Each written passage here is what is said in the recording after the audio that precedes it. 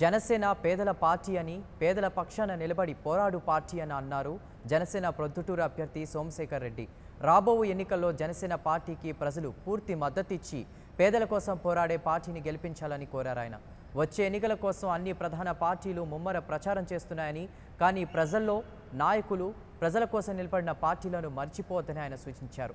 ఇంటింటికి ప్రచారంలో భాగంగా ఆయన కడప జిల్లా ప్రొద్దుటూరులో పర్యటించారు. ఇక్కడ ప్రజల సమస్యలను అడిగి తెలుసుకున్నారు. జనసేనను గెలిపించాలని, అన్ని సమస్యలను పరిష్కరిస్తామని చెప్పుకొచ్చారు సోమశేఖర్ రెడ్డి. ఈ కార్యక్రమంలో వామపక్షాలు సిపిఐ, సిపిఎం, బీఎస్పీ కూడా పాల్గొన్నారు.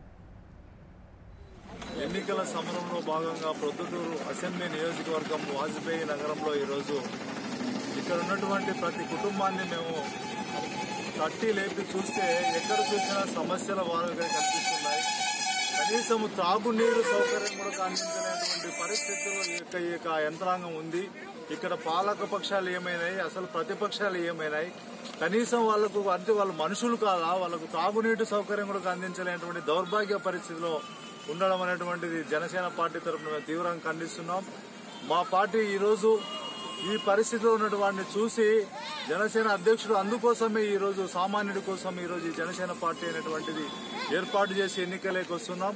ఇక్కడ చూస్తే ప్రతి ఒక్కరూ సార్ మీరు ఖచ్చితంగా మిమ్మల్ని ఆదరిస్తాం, మీకు సపోర్ట్ చేస్తాం, మా సమస్యలను మీరు తక్షణమే. For more updates, please subscribe 99 TV Telugu.